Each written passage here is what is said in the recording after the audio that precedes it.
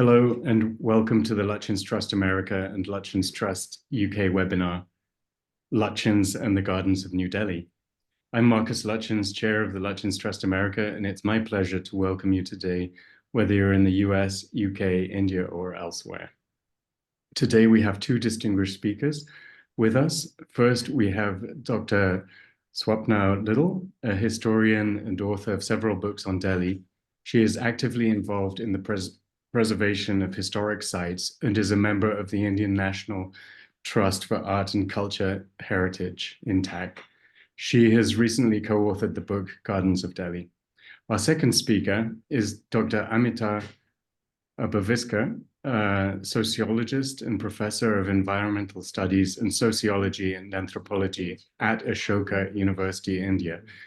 Dr. Baviskar has made significant contributions to the study of social and environmental movements in modern India and is the author of First Garden of the Republic.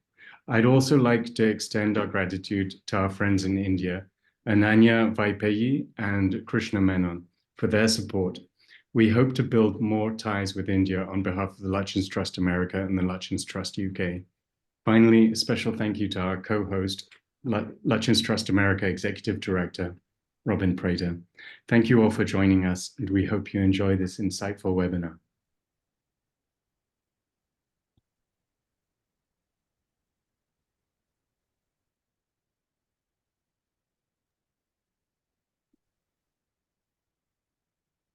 Thank you, Marcos, for that introduction. And thank you, Lutyens Trust America and Lutyens Trust UK for this kind invitation to be on a webinar again. I have in the past done a webinar with Lutyens Trust America.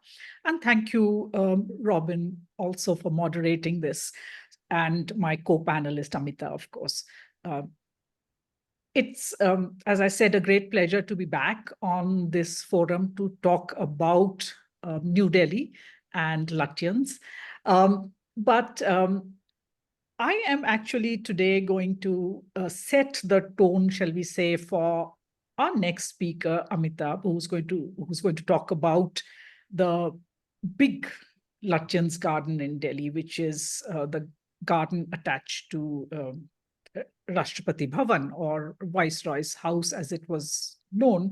But I'm going to really concentrate a little bit on what comes before and what is the background to some of the way Delhi develops. And of course, when we are talking about that, one can't get away from the politics of the making of New Delhi.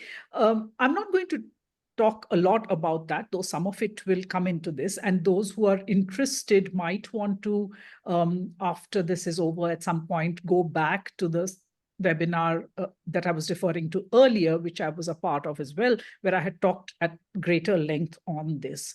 But today I'm going to talk about Delhi and gardens, because before New Delhi was built, the major political presence in Delhi had been the Mughals, and the Mughals were great builders of gardens. And particularly, I would like to talk about the kinds of gardens that we see the Mughals building, and they were adjuncts to living spaces as well. They, of course, built gardens generally, but for our purposes, when we're looking at a garden which was attached to Viceroy's house, we can see that this was a precedent that was there in Mughal times as well. This particular miniature painting that you see on your screens right now is about, it shows you one of the Mughal emperors, Jahangir, who is actually having a little party. He and his consort, another very powerful lady, Nur Jahan, they are having a party in a garden which seems to be attached to a pavilion, and which may be a palace pavilion that it is attached to. So this kind of garden building was very much a part of the city that the Mughals built in Delhi, which was Shahjahanabad. Can we have the next slide, please, Robin?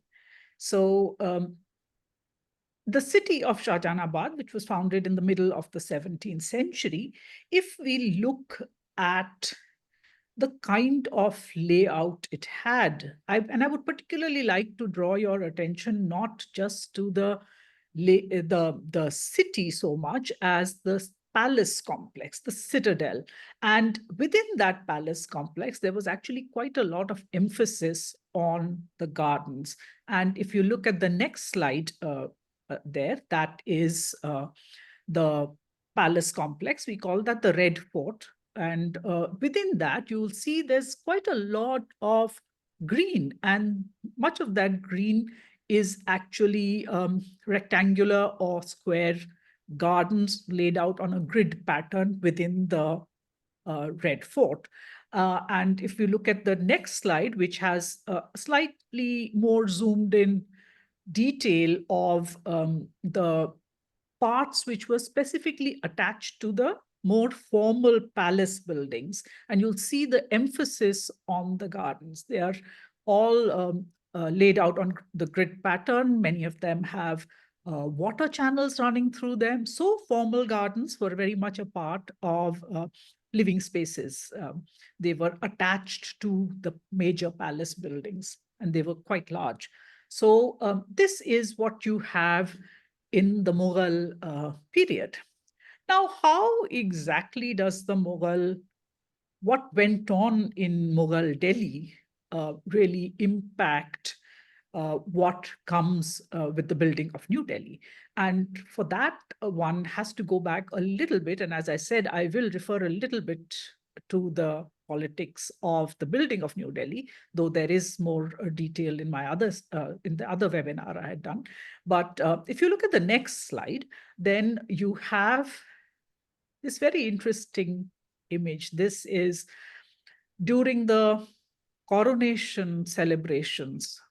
The coronation of George V was celebrated in Delhi, though the capital at that time was Calcutta. It was celebrated in Delhi, and the setting was the Mughal palace complex. And this particular window in which you see George V and Queen Mary framed was a very important part of the palace complex in Delhi, because this was where the Mughal emperors used to stand and would look out over their subjects in pretty much the same way in which you see this happening over here. So, in fact, if you look at the next slide, you can see one of the major Mughal emperors, Aurangzeb, similarly framed in that very same window. This, of course, is a painting which was made after his lifetime, but you can get the idea that what the function of that particular window was. So the Darbar was all about invoking the culture of power and some of the forms in which the rulership was expressed during Mughal times. And in fact, that was not an accident. This was very well planned, because it had already been decided, and it was announced during the celebration of this coronation Darbar, as it was called. It also ended with the announcement that the capital of British India would now move to Delhi from Calcutta. And that was also about invoking the long tradition of imperial rule, which was associated with Delhi, with long years of the Mughal Empire, long years of several Sultanate dynasties, invoking that to give the Raj, in a sense, a sort of a makeover. And as we know that shortly after that, in the next year, the capital did move to Delhi in 1912, and work began on a new city. And that's what you see in the next slide in the plan of New Delhi. What you see in red is the plan of New Delhi. This is the plan of New Delhi. But what we need to right now ask ourselves is, how exactly, what are the basic features of this Delhi? And for today's purpose, the only thing I want to talk about is the fact that this was built as a garden city. And the next slide, if you look at a recent satellite view of it, you see the considerable green that is there in this plan. There is a lot of green. It's still a lot of green survives. So how does that come to be? And of course, one very simple explanation for that that is often given is also the fact that the Garden City movement, of course, had begun in Britain in the early part of the 20th century. And you had Letchworth Garden City, you had Hampstead Garden Suburb, with which notably Lutyens was closely associated as well. And your next slide is, in fact, a picture that I took of Hampstead Garden Suburb some years ago. But this was not all, because the idea of incorporating a considerable amount of greenery within, and I'm not going to go into the different aspects of what the ideals behind the garden city, but I'm going to only talk about the greenery right now.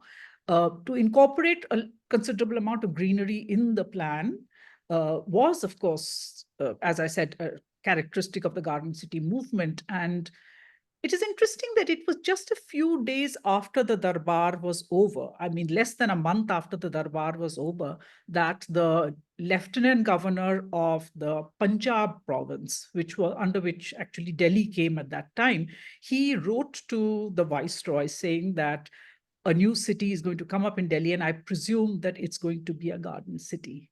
So the fact that Delhi would be a garden city was beginning to be talked about very soon after the Darbar, the announcement that a new city would be built.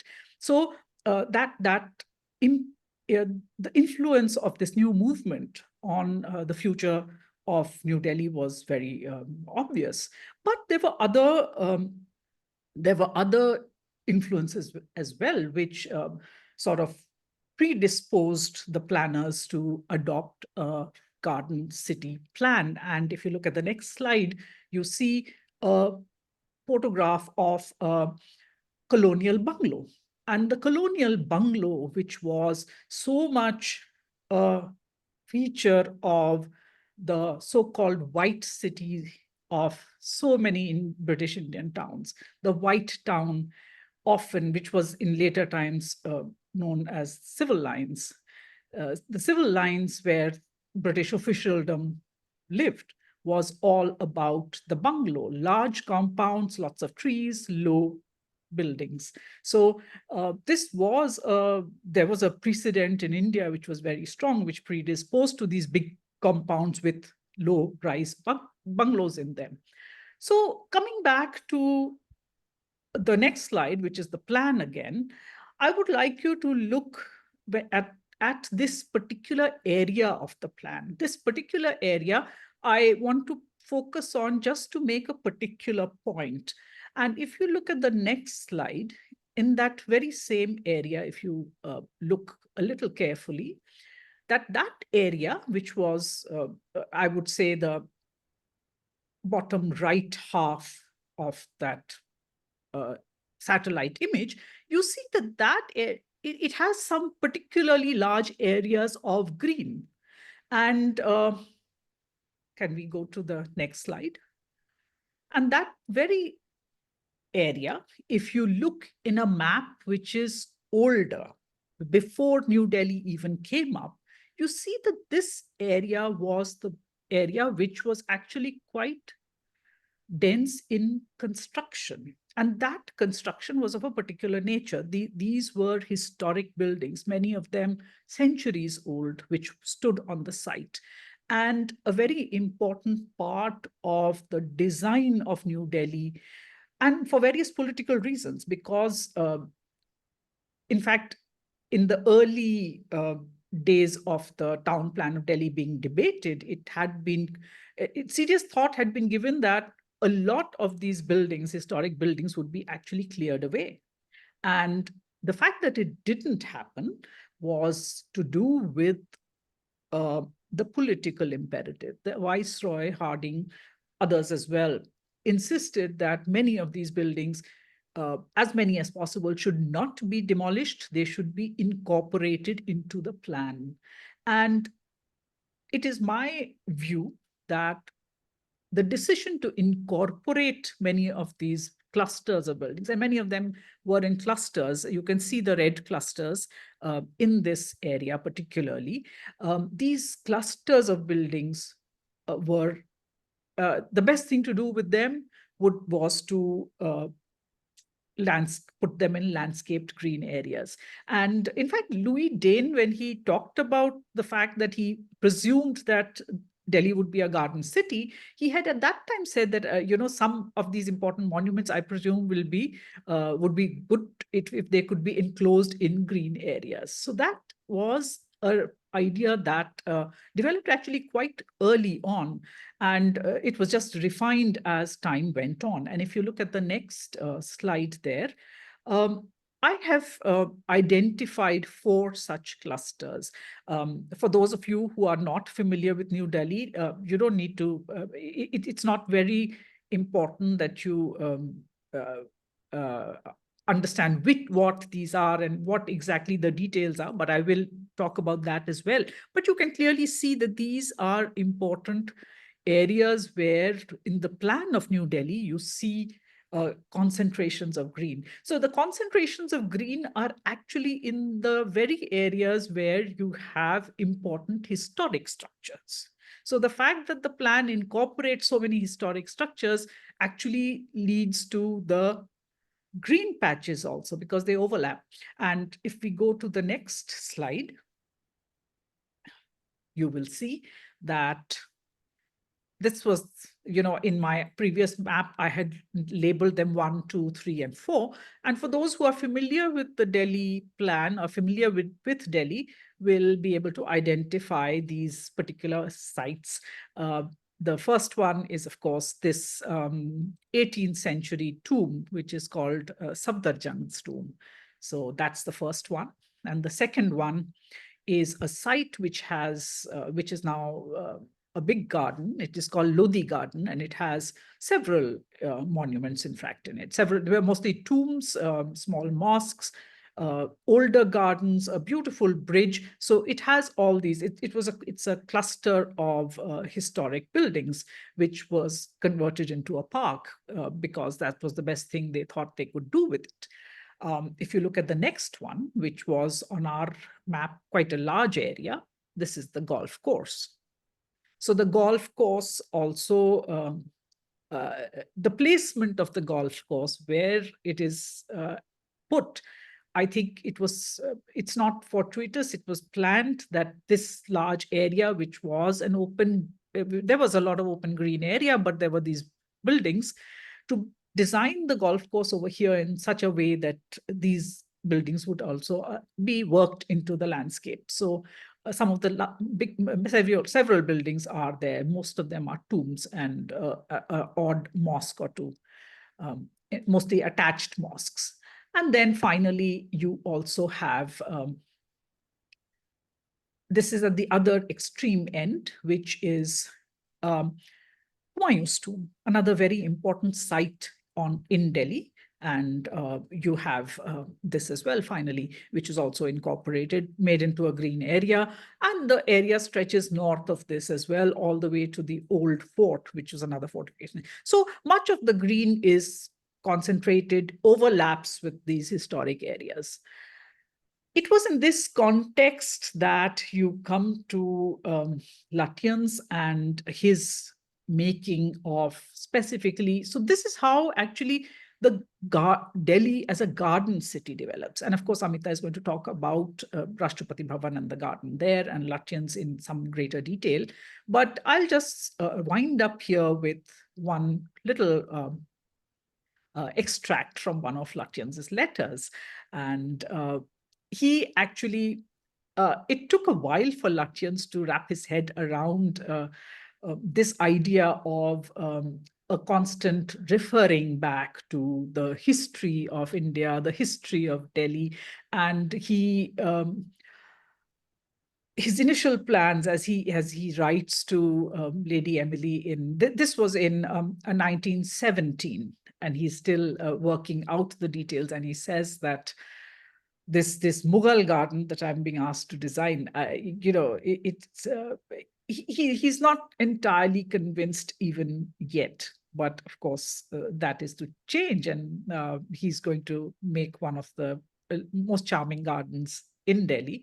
So that is how this comes about. So I hope that this a little bit of the history of how this happened is something that would be of interest. And I will now wind up over here. So thank you so much. Thank you.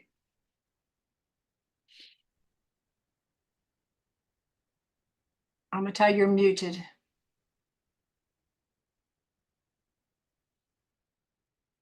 Amita, please unmute. Thank you. Thank you, Swapna. And thanks to the Lutyens Trust America for asking me to speak here.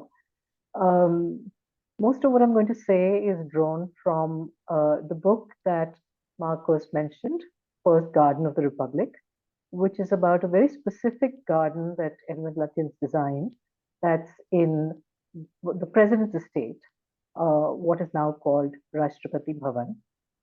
And what you're looking at right now is the view from the very top of the president's estate, looking down eastwards towards the First World War Memorial Monument called India Gate. Following that, the Old Fort, and behind that, the River Yamuna. And of course, it's very smoggy now, but in those days, you could actually stand at the hilltop and look down and see the Yamuna far in the distance. And it was there that the then Viceroy of India, I'm talking about roughly 112 years ago, rode up to Raisina Hill, and he took in this expansive view right down to the river, and he said, what a splendid site to build government house. So that's how he imagined it, that there would be a Viceroy's house, next slide please, which would stretch, in this case, towards the west, towards the rolling hills of the ridge forest, and that it would be situated between the ridge and the river. And so Lutyens, along with other people who were on the Delhi Town Planning Committee, surveyed sites in both north as well as south of the old city of Shahjahanabad. They chose Raisina Hill because it had better drainage.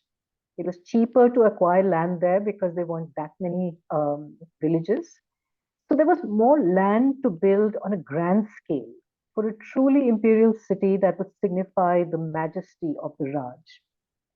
So we can see the ways in which ecology and economics and imperial iconography all come to work in deciding that this particular site would be used.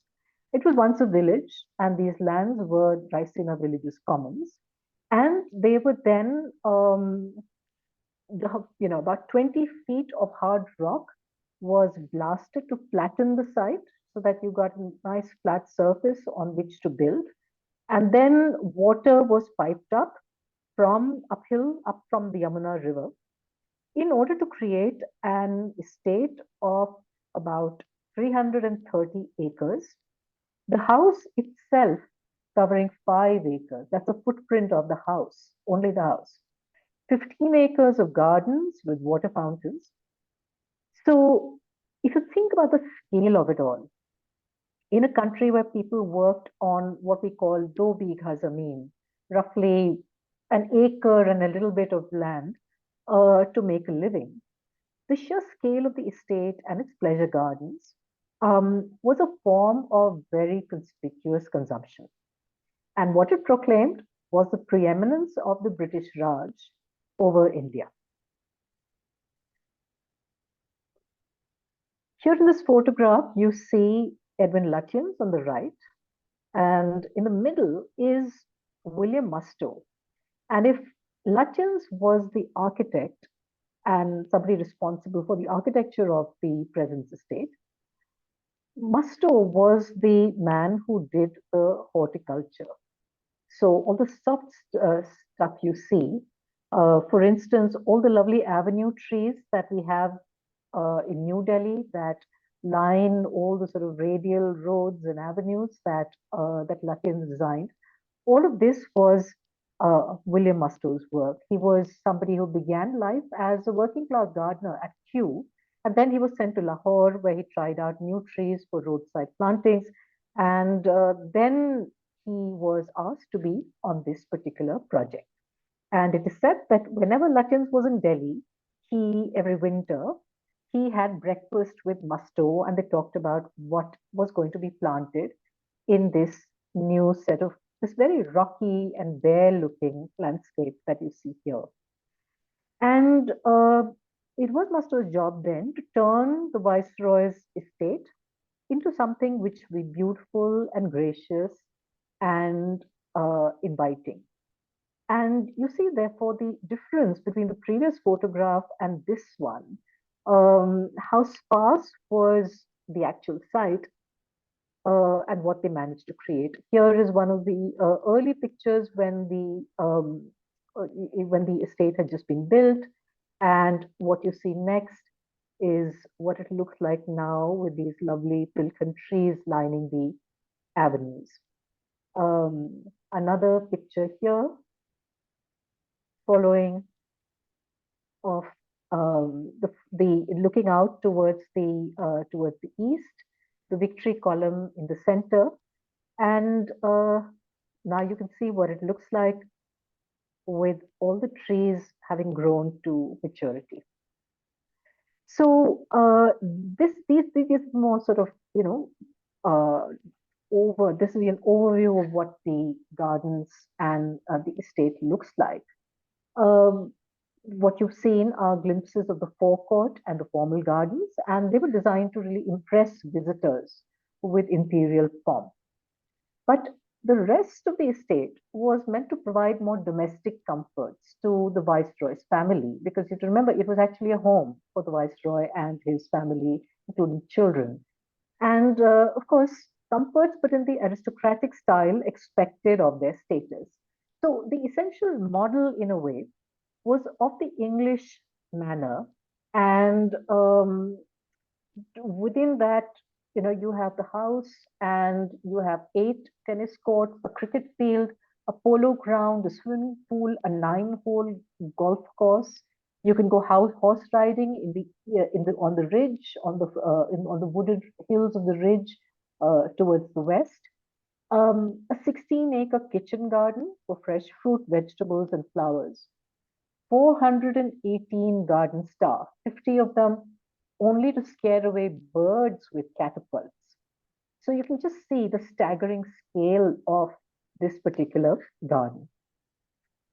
The inspiration behind it was, the previous stately manors which have been built in India, this one outside Calcutta. But in this particular case, unlike the kind of naturalistic parkland that you see here, what Edwin Lutyens decided to do was to use the particular form of the Mughal garden, which is what Swapna talked about earlier, a form called the Charbagh. The Charbagh is something which comes to us from Persia. It's known in Turkey as well. And it has a particular importance in hot and dry climates, where an enclosed garden, one that is divided by channels of water and with fountains, is something that not only looks beautiful, but it's something that refreshes the soul, and often also provides a microclimate that can allow you to grow fragrant flowers and fruiting trees and attract birds and so on. It was actually 3 women who were responsible for Edwin Lutyens' final choice of doing a Mughal style Charbagh in the present estate. Lutyens was actually no fan of Indian architecture at all. He had extremely rude and dismissive things to say about the architecture that he saw when he was taken on a tour around the country to, to show what Indian architecture looked like and what he could draw on. However, it was a woman called Constance Villiers Stewart who visited the Mughal gardens that Swapna talked about, and who wrote a lovely sort of lush romantic book about how beautiful they were and the sound of the tinkling water and the joys of all the fragrant flowers and so on. And she was friends with Lady Harding. So she got after Lady Harding and said, "You must tell Mr. Lutyens that you should have a Mughal garden in the Viceroy's house." And Mr. Lutyens then went on to design it, partly, I suspect, because he had been working in England with Gertrude Jekyll, who was an amazingly brilliant gardener who I think revolutionized garden plantings. But she had also been interested in Islamic gardens, water gardens, and had written a small book about them and had used water channels in some of the gardens that she designed. So Lutyens then went on to, next slide, please, to design a garden where water channels were in fact extremely prominent, as you can see. Next. And the influence, of course, the influences are many, but the miniature that you see here shows one, which is the Emperor Babur, who sort of began the Mughal dynasty and Mughal rule in India, supervising gardeners as they work in that enclosed water garden, the Charbagh. However, the Mughal garden was not the only influence that has shaped what is now the present estate. Next, please. For English people in India, especially those who lived in these hot, dry, dusty plains, something that they would really miss about England was cool rain and the many flowers of the English cottage garden. And of course, to a little bit, they could recreate that sort of garden in the so-called hill stations, which were, of course, much cooler.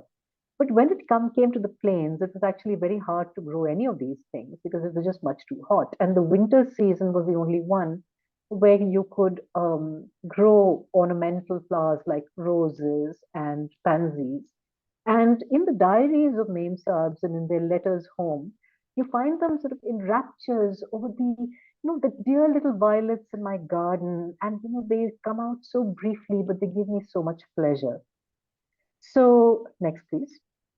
One of the influences in what actually got planted in the present estate was this British love for the particular kinds of flowers that you would see in cottage gardens, but also another peculiar British love, which is for a large green space called the lawn. And of course, lawns do wonderfully in that climate. But in India, it's a Herculean feat. It needs a lot of water in a dry country. It needs a lot of labor. It needs a lot of work to maintain a lawn. And that having the space for a lawn and having the resources to be able to maintain it is one of the biggest statements about status. Because wherever the English went, even the smallest bungalow had a lawn. And the lawn said, I have land that I can use for ornament, for pleasure. And the idea of garden parties, etc., a lot of socializing that happened also happened at the lawns. Next, please. So these two influences, both actually deeply drenched in nostalgia. The Mughal nostalgia for their charbags, the British nostalgia for their country gardens and their lawns. come together in what we see here, which is the garden of the president's estate. Just the next 2-3 pictures show you what the gardens look like. And Robin, if you would just scroll through the a lot of the following pictures of flowers and insects and birds, you'll get a sense of not only what was designed, but also what has come to inhabit these gardens. The monkeys are quite a nuisance. Some lovely old trees like that shisham there. A lot of wonderful butterflies, beetles, all kinds of insects, wonderful birds, both resident as well as migratory birds. A huge wealth of reptiles and insects and spiders and snakes, all kinds of things, because that mix of woodland and water and shrubby wilderness and watered gardens and kitchen garden and so on means that it's a very diverse landscape, and it manages to accommodate a lot of wild creatures, big, small, beautiful, some a nuisance, like the peacocks are a nuisance, and the mongoose finally, and following that, the jackals, which hide and are only visible at night. And this photograph was taken from a camera trap. Okay, so you get a sense of what things look like now. And I'm now going to briefly talk about what happened to the gardens once the British left. Because it took 17 years to build the Viceroy's estate. But within 16 years, the Indian Empire over which the British ruled had vanished. And independence brought not only a new political regime, which was democracy, but it also brought a new ethos to the place. And in this picture, you see Lord Mountbatten, and next to him, to his right, is the first Governor General of India, C. Rajagopalachari. And you can't imagine a bigger contrast between two men. Not just look at Rajagopalachari. He's wearing a dhoti and a kurta. He's the son of a small town lawyer. He's comfortable eating with his hands. He barely uses a knife and fork. And much more important, his life has been built on the principle of Mahatma Gandhi, that you live with simplicity and frugality so that you're at one with the common people. So imagine that man rattling around in this huge house. Next, please. And this was, in fact, the problem. Here you see India's first Prime Minister, Jawaharlal Nehru, with Rajaji and with Lady Edwina Mountbatten. And he protested and said, I don't want to live in a palace. But in fact, it was Nehru who persuaded him. So briefly, the house was an archaeological museum. In 1960, it became a national museum. But then they said, no, the President of India represents the entire country. They're the figurehead. Let them stay in here. And this discomfort, however, remained. And a later President of India, he wrote to a friend, I feel I'm living in a zoo or a circus. The state, the sort of staggering scale and style of this place. But he said the only thing that gives me solace is the flower garden. Next, please. So the democratization that has been that has happened in the Rashtrapati Bhavan has taken many forms, some which not all of us might appreciate. I have a real hatred for these particular fountains because they're musical fountains and the water goes up and down to patriotic tunes.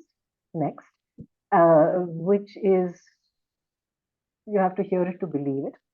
They also introduced a menagerie. So there are ducks and geese and there are these spotted deer.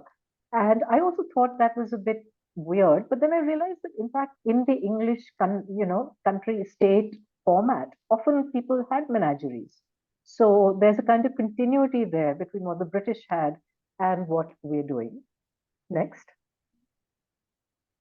And of course, the formal gardens are used for state receptions, and on ceremonial occasions such as this, you can see the president's bodyguard.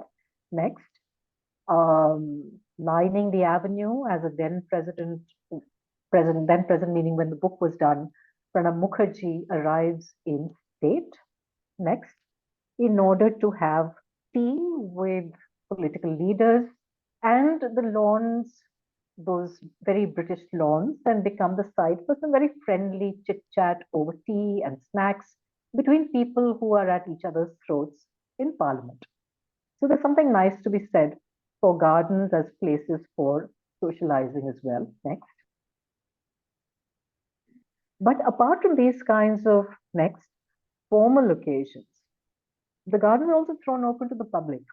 And that's when you get crowds of people registering, queuing up ahead of time in order to visit the gardens when they're at their best in early January and February. And of course, now what everybody does in a garden is take selfies. Next.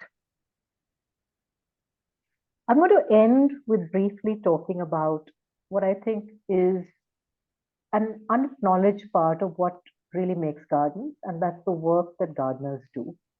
So let me take you backstage very briefly. Next, please. And show you the work of gardening, which, well, here you see the final stages. All the older Malis, the ones who are a little too senior now to be doing any heavy lifting, many of them retrain. They're sent off to some luxury hotel to learn how to do flower arrangement. And then they have the sort of lighter job of making arrangements, which are then, dotted about inside the rooms of the Rashtrapati Bhavan. Next. Men and women, here they are making compost early one winter morning and sort of, raking the litter so that the big pieces get, are sieved. Next. A foggy morning in Delhi and you don't want your chrysanthemums to get frostbitten. So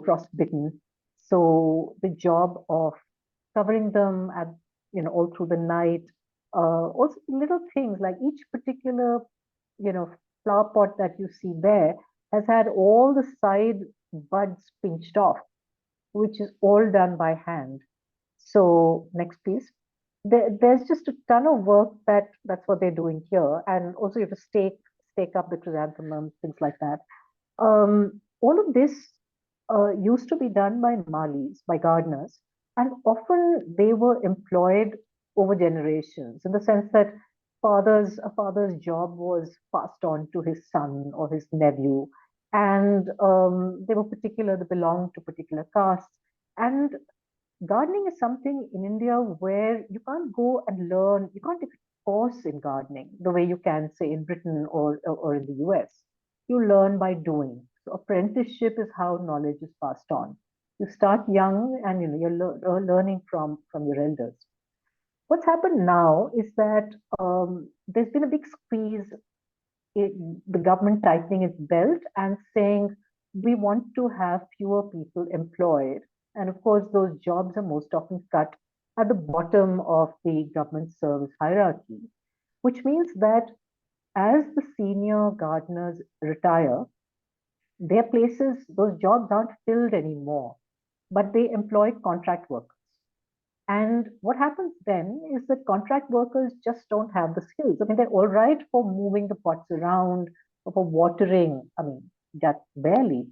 But the skills for growing things like roses, which is just incredibly hard to grow in Delhi's climate and need a lot of work. You have to know how to prune, when to feed, what to do about insects. All of that knowledge is now dying. And next, please. So what's happening is that you can see some rose beds still being prepared here. Next. What's happening is that along with the fact that skills are dying, climate's changing, and there's much more uncertainty now.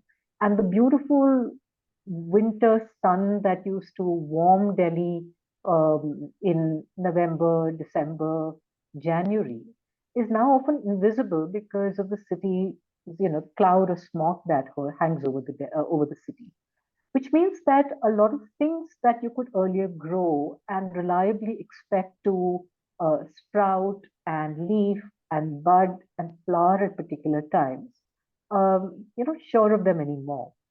And roses especially, people have now just figured out that it's impossible. It's just not worth all the work.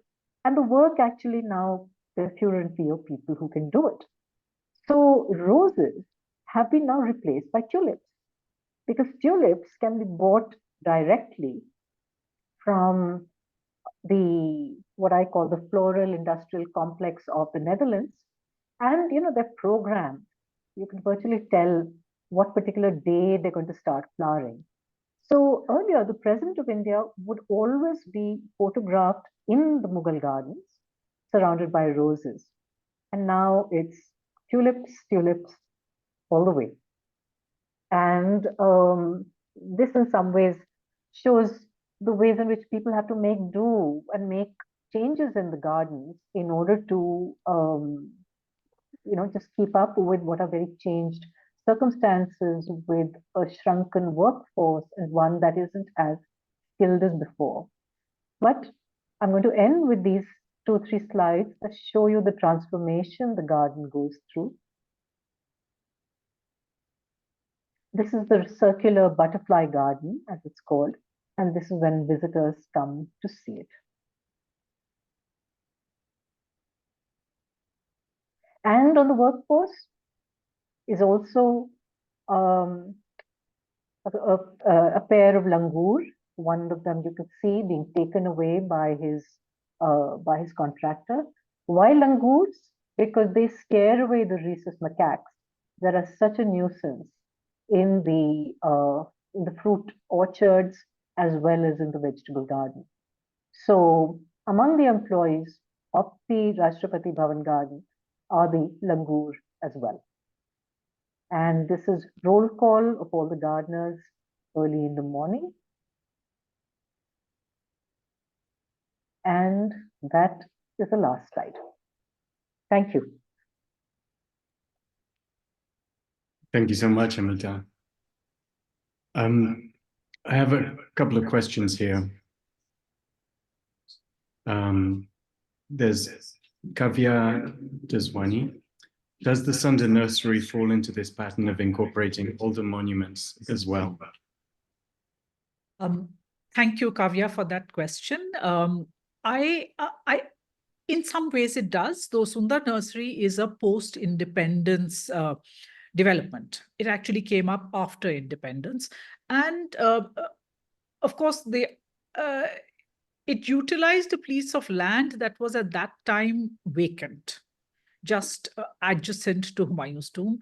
It had not really been developed. It was lying vacant. And I think, of course, there must have been the idea that the best thing you could do with this land was to put it to some use such that the monuments did not have to be demolished.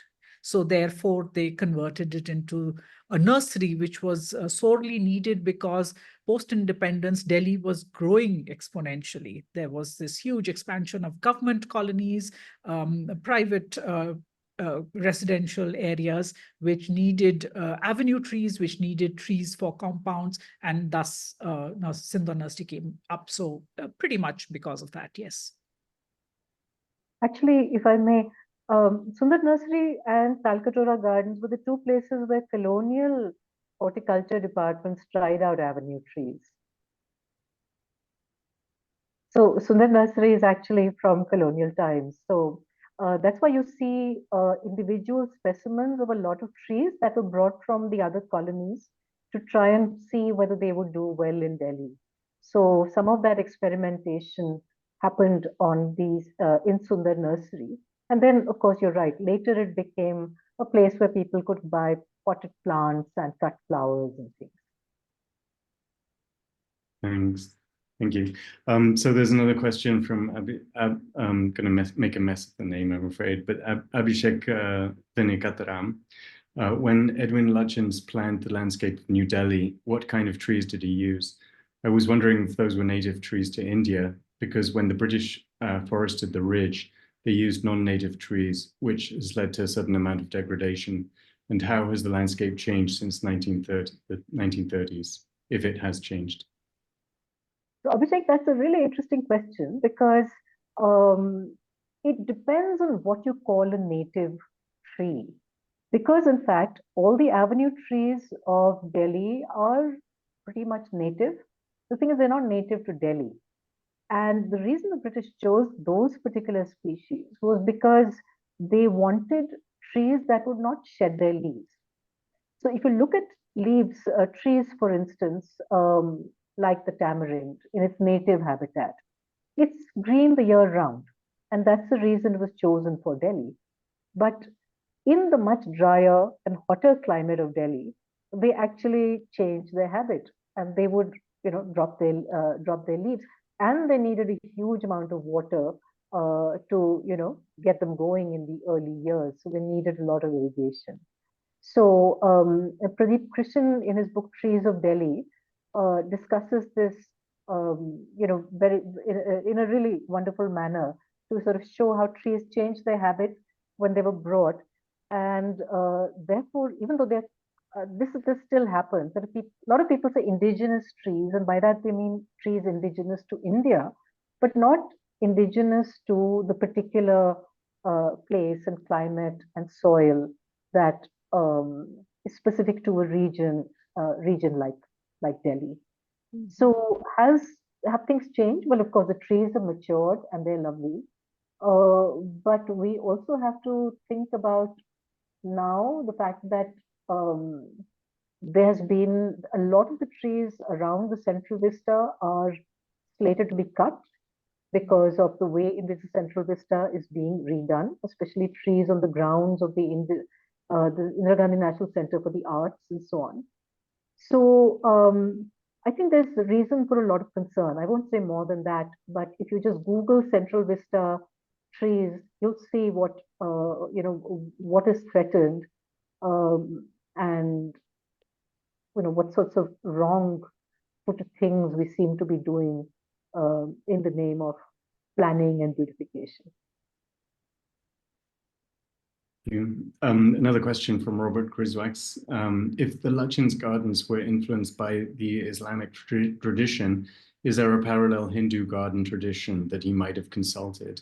Do Hindus find the Islamic garden tradition alien?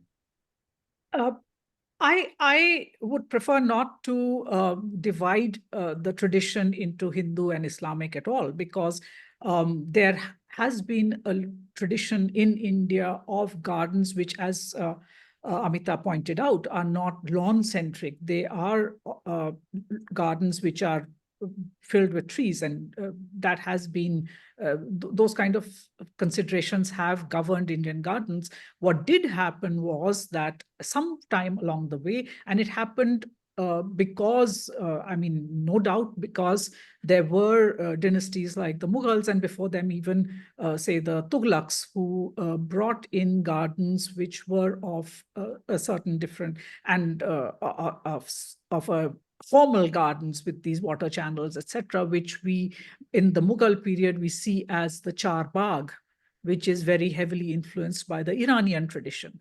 So I would see an evolution of an Indian style of garden. I don't see two parallel Hindu and Islamic garden traditions at all. So what Lutyens is drawing on is an Indian formal garden tradition. And I'd add that because the Mughals were the rulers in that particular time, anybody who wanted to show that they were, similarly aristocratic, wanted these gardens. So there are a number of Hindu rulers who built the same thing. It was a bit of a lifestyle accessory that, you're a ruler, you have a palace, and the palace should have this style of gardening. Remember also that a number of the things that were planted in these gardens were actually flowers which would have had a lot of importance for Hindus because they were used for worship. So all of these things just come together. So when one says Mughal, I don't think one should, as Swapna is saying, Mughal is not about Islamic or Hindu. It's about the unique syncretism that a syncretic culture that came because of at that particular time. I think something that a topic that hasn't been talked about as well is how Lutyens end up being influenced by his time in India. Because as you were showing your slides, the several of the memorial gardens, the Irish Memorial Gardens has a circular garden that reminded me of the circular garden on your slide.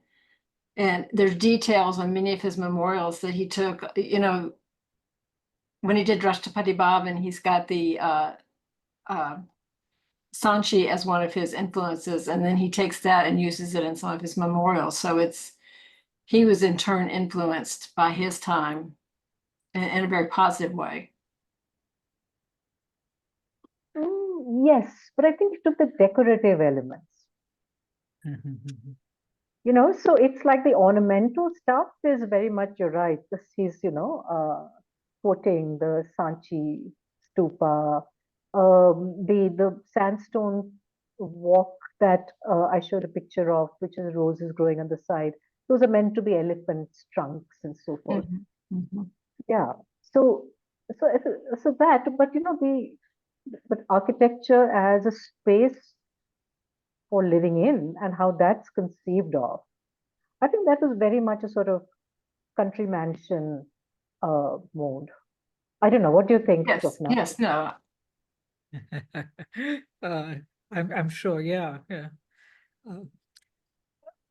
But of course, I mean, Lutyens is brilliant as an architect. So what he does with the Sachi Stupa and the wall and all, I mean, it's not, the way Baker uses chhatri, for instance, is like tacking it on, whereas Pastiche.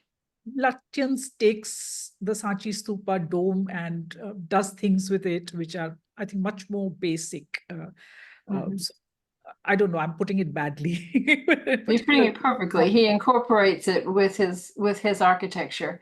He did that in the United States when he did the British Embassy in Washington, D.C. He incorporated elements of the Virginia mansions that he had seen along the river, James River. So he tries to bring them together, I think.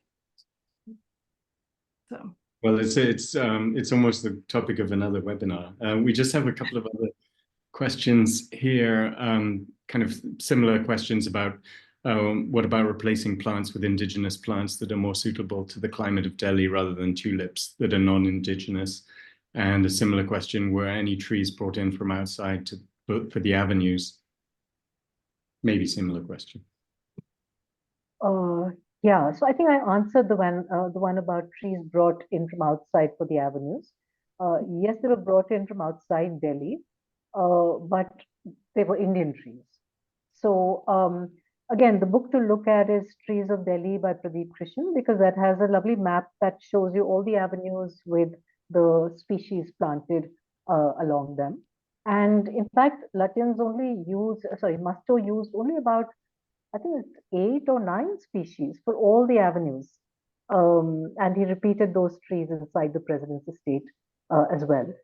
There's a big movement now to try and plant indigenous species, and especially to the rewild places which have been taken over by exotics, especially the Prosopis juliflora that someone, Kavya Daswani, asked a question about, which is an import from Mexico, and that's an invasive species in much of Delhi, including on the president's estate. So it's slowly gaining ground, but I think people are still fond of bright flowers and exotic things, and I think those sorts of gardens aren't going away anytime soon. But there's an effort to try and educate people, to sensitize them that there could be a subtler but still very beautiful native palette of colors and shapes that one could learn to appreciate. Fantastic. Well, I think we're actually kind of running out of time, and there are a couple of questions, but I'm afraid we're going to have to probably say goodbye. And thank you so much, Swapna, and thank you so much, Amita, and Robin too. And thank you for everyone who's been listening in. And we will post this soon to YouTube, and we'll be getting our next one ready for in 2 months' time. Take care. Please feel free to join the Lutyens Trust America or the Lutyens Trust. Yeah, that's right. Thank you so much. And thank you again, Swapna and Amita. Thank you. Thank you. Good night. Take care. Bye-bye.